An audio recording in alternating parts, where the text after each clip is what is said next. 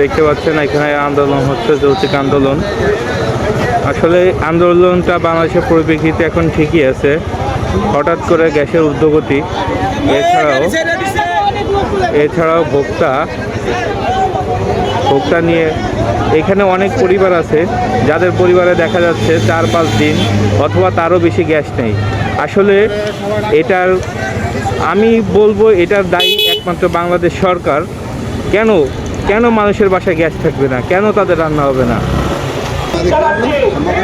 হ্যাঁ, পেজ আছে, Facebook page.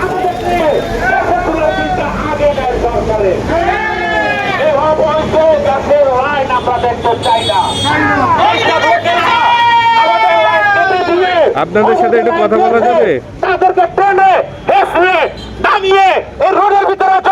আপনাদের সাথে একটু কথা বলা যাবে? আমাদের দাবি একটাই, আমরা গ্যাস চাই। আমাদের লিগ্যাল দাবি কথা বলা যাবে? আমাদের শুধু গ্যাসের দাবি। আপনারা তো গ্যাসের জন্য আন্দোলন করতেছেন, আন্দোলনটা একটা ভালো কাজ, কিন্তু আপনারা যে সড়কটা এভাবে পুরোটা অবরোধ না করে এক সাইড তো করতে পারতেন।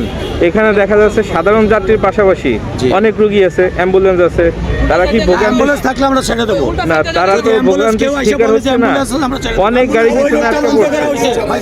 ওই রোডটা বন্ধ, ওই রোডটা আমরা ছেড়ে দিচ্ছি না, ওইটা তো দেখা যাচ্ছে না। এটা ঠিক আছে, আপনারা এই লেনটা বন্ধ না করে আপনারা যখন বন্ধ করতেছেন, এই যে মাঝের লেনটা তো বন্ধ করতে পারতেন না। সেইটা ঠিক আছে। আমার বাসায় গ্যাস ছিল না, আমি 3 দিন পরে সিলিন্ডার আনছি। মানে আমি এটাই বলতে যাচ্ছি আপনাদের, এটা তো আমিও বুঝতে পারছি। এই যে মাঝের লেনটা কিন্তু আপনারা ব্লক করতে পারছেন।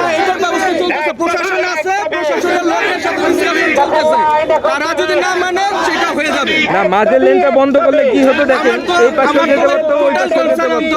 দুই এলাকার মানুষ নামছে, সেটা আরো বড় হবে, কিন্তু এখন আপাতত প্রশাসনের লোক আছে, এই জায়গাটা ছুটে যাবে। কিন্তু যদি প্রশাসনের লোক সহযোগিতা না করে, এখন এটা বুঝতে হবে যে এটা সাধারণ মানুষের না। এটা তো আপনারও যে অবস্থা, আমারও সেম অবস্থা, একই অবস্থা। আমার বাসায় আমি 3 দিন পরে সিলিন্ডার আনছি। সেটা ইউজ করতে পারবে, ওইটা আটকে রাখা হয় নাই। ধন্যবাদ। তো দেখতে পাচ্ছেন এখানে একটি যৌক্তিক আন্দোলন করা হচ্ছে, কিন্তু আসলে এই আন্দোলনটা কতটুকু গুরুত্ব দিবেন আপনারা? এখানে অনেক গাড়ি, অনেক অ্যাম্বুলেন্স আটকে পড়ে আছে। তো দেখা যাক প্রশাসন কী ব্যবস্থা গ্রহণ করে এবং সাধারণ মানুষ কী ব্যবস্থা গ্রহণ করে।